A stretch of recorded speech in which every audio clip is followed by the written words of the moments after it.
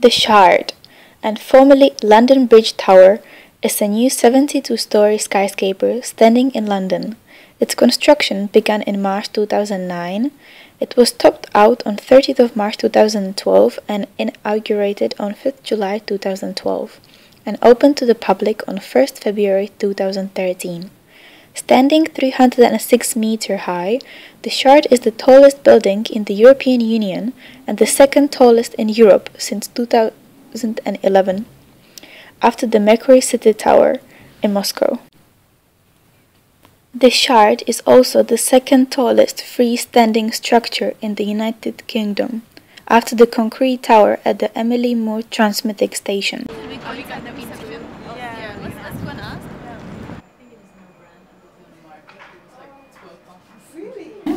We're going to record this interview for academic purpose. Is that okay with you? That's fine. Yes, it is. I'd like to ask you 9 questions, if that's okay. Yeah. What is your position in Guy's Hospital? My current position is the head of engineering for Guy's and St Thomas's Trust. And what kind of responsibilities have you had while the Shard was being built? I was responsible for the direct liaison with all the dust control, vibration during the demolition and the construction, the direct liaison between the two. Did the construction of the Shard went according to your expectations? It went perfectly to my expectations. It had no impact on the site whatsoever. In late 2007, the gathering uncertainty in the global financial market sparked concerns about the viability of the project. The Shard's construction was almost cancelled, but in January 2008, it was announced that a consortium of Qatari investors had paid £150 million to secure an 80% stake and take control of the project. The new owners promised to provide the first tranche of finance allowing construction of the tower to begin. The consortium included Qatar National Bank, Kai Invest, Qatar Islamic Bank and the Qatari developer Barwa Real Estate. The deal involved a buyout of the Halabi and CLS holding stakes and part of the seller property stake. According to one of the tower's developers, the Shard and its neighbouring building, The Place, may together be worth up to £2.5 billion when they are successfully leased. The traffic management of the people doing the Shard, Mace, they managed the transportation really well, so that the trucks was only coming in and they was only given their allotted time. They wasn't all queued up outside. They was parked off site and they was only coming in as of when their allotted time was. So the traffic management was extremely good. But what about the emergency cases? And do you have any ambulances, cars which need to on this site? There's no ambulances and there's no what they call blue flashing ambulances coming to this site. They all come to St Thomas's, not to this site. So it was not affected at all? And all the blue flashing, if there is any blue flashing emergency vehicles, they all come in from the back of the site, not from where the Shard, direction of the Shard. Was that changed because of the Shard? No, it's always been that they've always come in that direction. And did the patients and staff complain about the noise? We had one complaint about the noise on the fascia of the building and we just secondary double glazed it and then all the noise issues went away. Okay. In total, the Shard has 95 floors, from which 72 are inhabitable. The total floor area is 110,000 square meters and it has 39 elevators. And the total contract cost was approximately £435 million.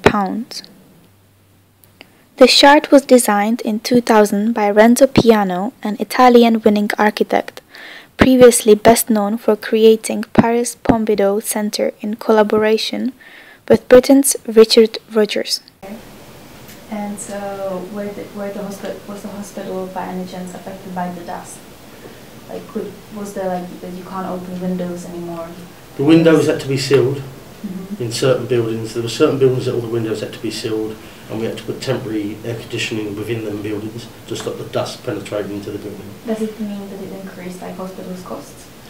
It increased the hospital's costs. That was all paid for by the developer. It was all part of the Section 106 agreement. And has Guy's Hospital received anything due to the construction disturbance from Shard? It received, it was all part of the Section 106 agreement, but the disturbance, the cost of the additional ventilation, the cost of sealing the windows and any additional works that was needed to. Because there was a bridge that came from the second floor into the hospital, which was removed as part of the process. So they funded some of the movements around of the internal departments within the building too. And have you built anything new instead of that? The new entrance is built at the start, and then there's a few movements around different departments within the actual building too.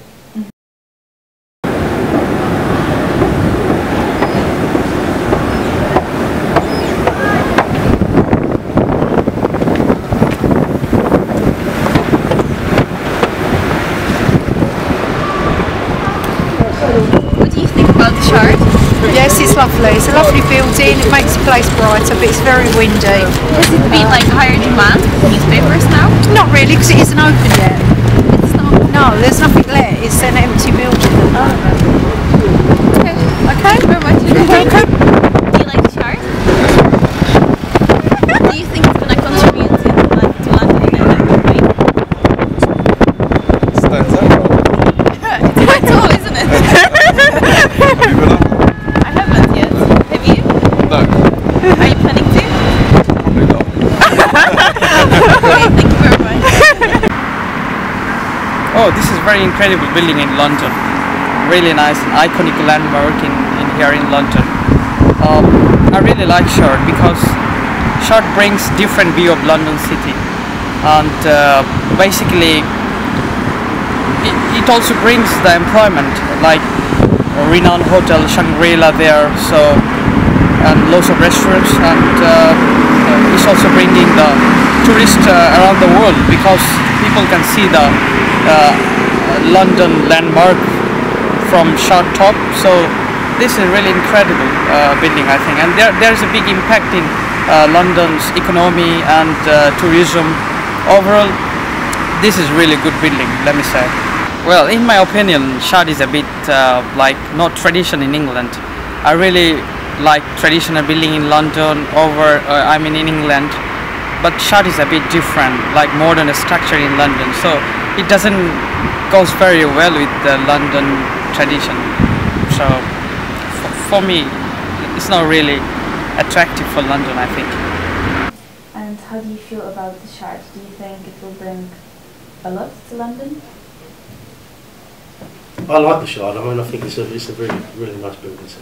And I think what it's done is when you come out the underground station now, it opens up completely the area entirely in the entrance to the hospital. So. That's true. Would you like to add anything? Anything about the partnership with the Shard? I think the partnership, the demolition of the Shard, what they've done was they've done a full environmental impact assessment before they actually started any demolition work. So they actually went into each department within the hospital that could potentially have a direct impact. Even so, like the ventilation overlooking that fascia of the building, any department with the air intakes going into that, they met with them individual buildings. We have what we call a gate laboratory in the basement of the building, which it has pressure cells in the floor that measures people's walking gait. It had no effect on that, and they've done all this prior to this, all the vibration testing, there was dust monitors throughout all the buildings that we had, and they monitored them on an hourly basis. The vibration, the noise, it was all monitored and it worked really well. Was it before, like the Shard, even the construction even started, or? 3 months before they'd done the baseline, and then when the construction started, they monitored it on hourly from then. So they took a great care of Guy's Hospital. Even when they blasted the previous pile cap of the building that was there, it had no effect on the building, no effect on us at all. That's great.